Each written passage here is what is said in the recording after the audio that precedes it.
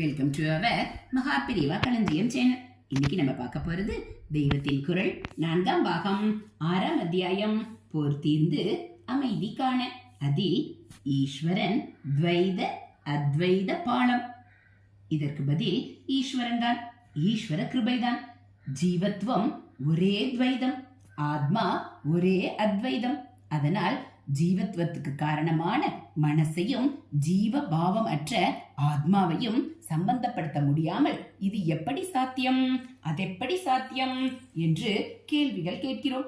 இங்கேதான் ஈஸ்வரன் வருகிறான். ஈஸ்வரன் எப்படி இருக்கிறான்? துவைதத்துக்கும் அத்வைதத்துக்கும் ஒரு பாலம் மாதிரி அவன் இருக்கிறான். ஒன்றையொன்று தொட்டுக்கொள்ள முடியாத துவைத அத்வைத இக்கரை அக்கரைகளை சம்பந்தப்படுத்தி வைக்கும் பாழமாக அவன் இருக்கிறான். உள்ளுக்குள்ளே அத்வைதமாக ஆத்ம ஸ்வரூபமாக இருக்கிறான். வெளியிலே துவைதமாக இத்தனை பிரபஞ்ச நாடக கூத்தும் அடிக்கிறான். நம் மனசை அவன் ஏவிவிட்ட மாயை கட்டி போட்டு ஒரு சின்ன கட்டுக்குள் வைத்திருக்கிறது. அவன் இம்மாதிரி மனசினால் கட்டுப்பட்டவன் அல்ல. ஆத்மாவானது மாயையோடு சேர்ந்துதான் ஈஸ்வரன் ஜீவன் இருவருமே உண்டாயிருந்தாலும் ஜீவன் தான் மனசிடம் மாட்டிக்கொண்டு முழிப்பவன். ஈஸ்வரன் அப்படி மனசினால் பந்தப்படுத்தப்பட்டவன் அல்ல என்று அத்வைத சாஸ்திரத்தில் நிறைய சொல்லி இருக்கிறது. லோக வியாபாரம் எல்லாம் திட்டம் போட்டு செய்யும் மகா மனஸ், காஸ்மிக் மைண்ட் என்று ஈஸ்வரனையே சொல்லலாம். ஆனால் அவனுக்கு கட்டுப்படுத்துகிற உபாதியாக மனசு என்பது இல்லை என்பதை புரிந்து கொள்ள வேண்டும். அவன் என்னவும் பண்ணுவான். நம் புத்திக்கு புரியாததெல்லாம் அவனுக்கு சாத்தியம். ஜீவ மனசோ புத்தியோ அந்த கரணமோ எப்படி இதை பண்ண முடியும், அதை பண்ண முடியும் என்று கேள்வி கேட்பது போல ஈஸ்வரன் எப்படி இன்னது பண்ண முடியும் என்று கேட்க முடியாது. மனசினால் கட்டுப்படாதவனாதலால் எதுவும் செய்ய அவனால் முடியும். ஜீவன் தன் அந்த கரணத்தை கொண்டு என்ன பிரயத்தனம் பண்ண முடியுமோ அவ்வளவும் பண்ணின பின் அது அழிந்து நாசமடைவதற்கும் அதற்கு எட்டாததை ஆத்மாவை ஜீவன் எட்டுவதற்கும் அவன்தான் வழி செய்கிறான். ஜீவ பாவத்தின் உச்சிக்கு ஒருத்தன் போய் அங்கே இருந்தும் ஆத்மாவை தொட முடியவில்லை என்று கண்டுகொண்டு ஆத்மானுபவத்துக்கு தவிக்கும் போது ஜீவ பாவத்தை அழித்து இந்திரிய மனோ புத்திகளை இல்லாமல் பண்ணி தன்னுடைய உள் ஸ்வரூபமான ஆத்மாவிலே ஐக்கியப்படுத்திக் கொள்கிறான். ஹரஹர சங்கர, ஜெய ஜெய சங்கர. அடுத்து அத்வைத சாஸ்திரமும் ஈஸ்வரானுகிரகமும். அத்வைத சாஸ்திரங்களில் இவ்வளவு பிளைனாக ஈஸ்வரானுகிரகத்தால் தான் ஞானம் என்று சொன்னதாக தெரியவில்லையே என்று கேட்கலாம். அத்வைத சாஸ்திரம் சொல்கிற ஞானம் என்பது அறிவால் அறிவதை குறிக்காது.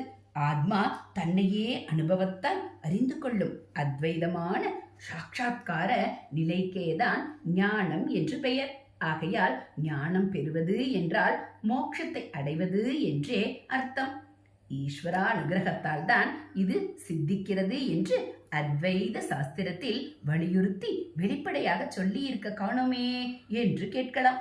பகவானும் அத்வைத ஞான வழியில் இங்கே பேசுவதால் தான் ஈஸ்வர கிருபையை சொல்லவில்லை என்றால் ஏன் அந்த வழியில் இதை சொல்லக்கூடாது என்று கேட்கலாம்.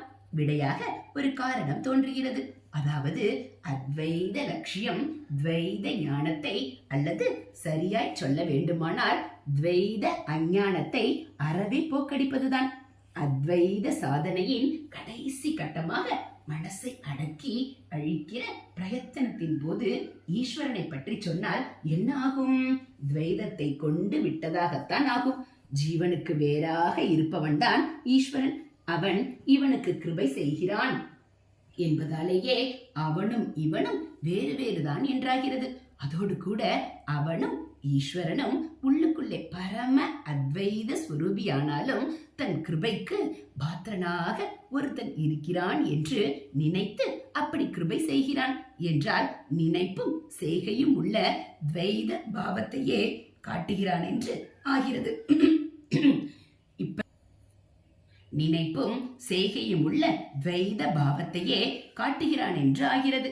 இப்படி துவைதத்துக்கு நிறைய இடம் கொடுக்கக்கூடிய ஒன்றை அத்வைத சாதனையில் மிக உயர்ந்த லெவலில் சொல்லி சாதகனை துவைதபரமாக திருப்பக்கூடிய ஹேதுவுக்கு இடம் தர வேண்டாம் என்றே அத்வைத சாஸ்திரங்களில் ஈஸ்வர கிருபையாலே சித்தி என்று வெளிப்பட சொல்லவில்லை என்று வைத்துக் கொள்ளலாம்.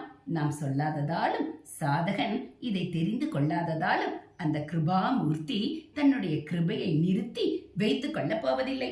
ஆனால் நான் ஈஸ்வரனை பற்றி சொல்வதால் எத்தனையோ பிரயாசைப்பட்டு அத்வைதத்துக்கு தன்னை பக்குவப்படுத்திக் கொண்டுள்ள இந்த ஜீவன் மறுபடி துவைதமாக ஈஸ்வர பக்தி என்று போக நேரலாம். துவைதமாக அவனிடம் பக்தி பண்ணுவதை விட அத்வைதமாக அவனிடமே ஐக்கியமாவதுதான் லட்சியம். அந்த ஈஸ்வரனே அதைத்தான் விரும்புவான். அதனால் சொல்ல வேண்டாம் என்று அத்வைத கிரந்த கர்த்தர்கள் விட்டுவிட்டதாக வைத்துக் கொள்ளலாம். ஐயோ, ஈஸ்வர பக்தியை விட்டுவிட்டு ஒரு ஞானமா? அப்படியானால் அது மோட்சமே இல்லை, மோகம்தான் அதிலே கொண்டு போய் அவன் என்னை தள்ளுகிறானே என்று ஒரு பெரியவர் அலறிக்கொண்டு செய்ததாக ஒரு ஸ்லோகமே இருக்கிறது.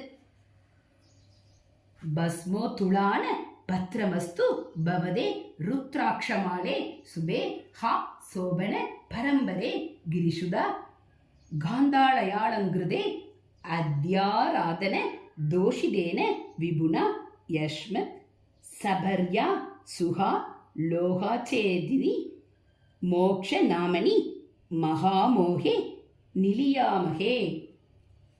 அவர் மாதிரி ஆகாமல் ஈஸ்வர பக்தியை மட்டும் விட்டு ஈஸ்வரனை விடாமல் அவனுடைய உள்ஸ்வரூபமான அரூபத்தை பிடித்துக்கொண்டு அதிலே கரையவிட வேண்டும் என்றுதான் துவைதமாக இருக்கிற வெளிஸ்வரூபத்தை உச்ச லெவலிலே சொல்ல வேண்டாம் என்று அத்வைத கிரந்த கர்த்தர்கள் விட்டிருக்க வேண்டும்.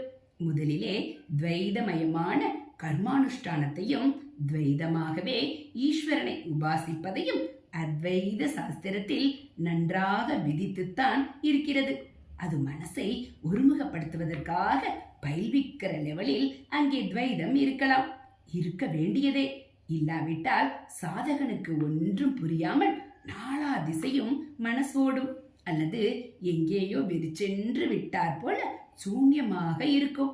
ஆனாலும் அப்புறம் அவன் சிரவண மனனங்கள் செய்து தியானத்தில் தீவிரமான நித்யாசனத்துக்கு போய்விடும் போது துவைதத்துக்கு சொல்லி ஆத்மாவில் ஒருமுகப்பட ஆரம்பித்திருக்கிற சித்தத்தை களையும்படி பண்ணக்கூடாதல்லவா? ஹரஹர சங்கர ஜெய ஜெய சங்கர, ஹரஹர சங்கர ஜெய ஜெய சங்கர. மகா பெரியவா சரணம். இது போல தெய்வத்தின் குரல் பகுதிகளை நீங்க தினந்தோறும் கேட்கணும் அப்படின்னா மறக்காம நம்ம சேனலை சப்ஸ்கிரைப் பண்ணுங்க. கூடவே பெல் ஐக்கானை கிளிக் பண்ணி ஆளுங்கிற பட்டனையும் அழுத்திடுங்க. நம்ம சேனல்ல வரக்கூடிய தெய்வத்தின் குரல் பகுதிகள், மகா பெரியவா மகிமை, ஆன்மீக கதைகள் எல்லாம் உங்களுக்கு பிடிச்சிருந்தா ஒரு லைக்கும் கமெண்ட்டும் கொடுத்து உங்களுக்கு தெரிஞ்சவங்களுக்கும் ஷேர் பண்ணுங்க. தேங்க்யூ.